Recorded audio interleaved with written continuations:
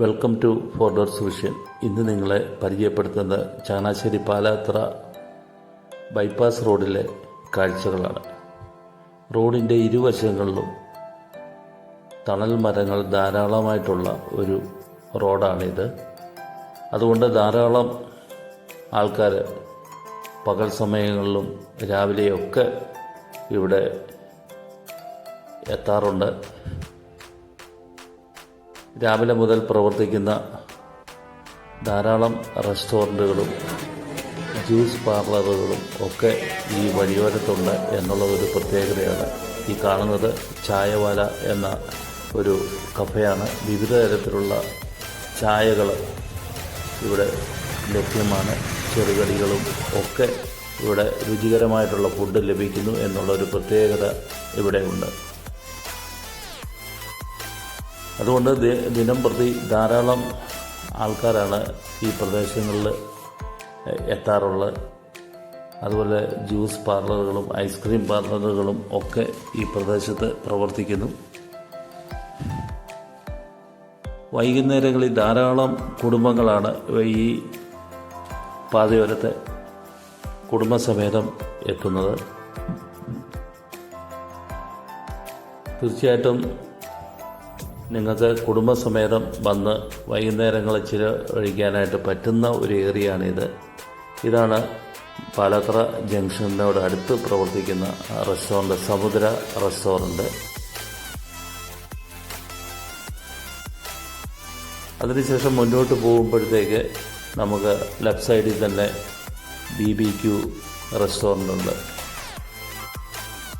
ഇവിടങ്ങളിലെല്ലാം തന്നെ ധാരാളം ആൾക്കാരാണ് പകൽ സമയത്തും രാത്രിയിലുമൊക്കെ ഇവിടെ എത്തിച്ചേരുന്നത്. അതോടൊപ്പം തന്നെ വഴിയോരത്തിൽ ഇങ്ങനെയുള്ള റെസ്റ്റോറൻറ്റുകളുടെ ഫ്രണ്ടിൽ തന്നെ ചായയും ചെറിയ സ്നാക്സും ഒക്കെ കിട്ടുന്ന രീതിയിലുള്ള ചെറിയ വണ്ടികളിൽ അവിടെ അറേഞ്ച് ചെയ്തിട്ടുണ്ട്.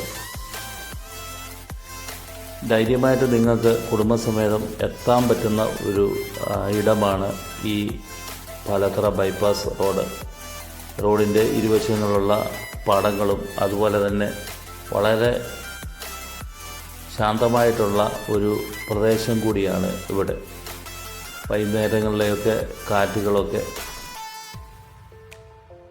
കൊണ്ട് കുട്ടികളുമായിട്ട് എത്തി ഇവിടെയുള്ള പാതയോരത്തുള്ള വഴിയോര ഉദ്യാനങ്ങളുമൊക്കെ കണ്ട്, അതുപോലെ തന്നെ ഇരിക്കാൻ റോഡിൻ്റെ ഇരുവശങ്ങളും ഇരിക്കാനായിട്ടുള്ള ചാരു ബെഞ്ചുകളുമൊക്കെ മുനിസിപ്പാലിറ്റി ഇവിടെ അറേഞ്ച് ചെയ്തിട്ടുണ്ട് എന്നുള്ളൊരു പ്രത്യേകതയുണ്ട്. ഇത് ബിടെക് ബിരുദധാരിയായ ഒരാൾ നടത്തുന്ന ഒരു ഫുഡ് വാഗനാണ്. ഉണ്ടായിരുന്ന ജോലി ഉപേക്ഷിച്ചിട്ട് സ്വന്തമായിട്ടൊരു സ്റ്റാർട്ടപ്പായിട്ട് തുടങ്ങിയ ഒരു ഫുഡ് കോർട്ടാണിത്.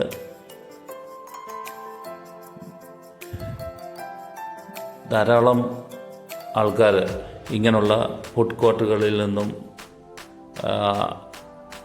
ദിവസവും വന്ന് ആഹാരം കഴിക്കുന്നുണ്ട് എന്നുള്ളൊരു പ്രത്യേകതയാണ്. അവിടുന്ന് സ്വല്പം മുന്നോട്ട് പോയി കഴിയുമ്പോഴത്തെ ടോംസ് ഫുഡ് കോർട്ടുണ്ട്.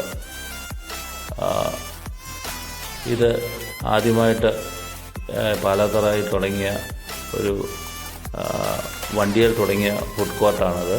അതിനുശേഷമാണ് ബാക്കിയുള്ള വാഹനങ്ങളിലൊക്കെ ഫുഡ് കോർട്ടുകൾ ഇവിടെ എത്തുന്നത്. അതുപോലെ തന്നെ ജ്യൂസ് അവോക്കാഡോ ജ്യൂസ്, വിവിധ തരത്തിലുള്ള ജ്യൂസുകളൊക്കെ ലഭിക്കുന്ന ഒരു ഇടമാണിത്.